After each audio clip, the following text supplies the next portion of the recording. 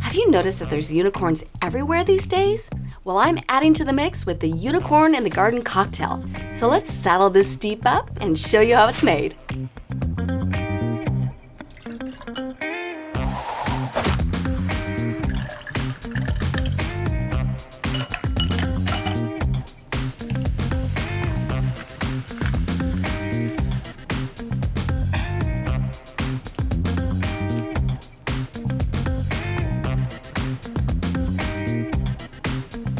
White horses with horns may be imaginary, but one taste of the Unicorn in the Garden and you will be ushered into the fantasy of endless summers on the patio with friends.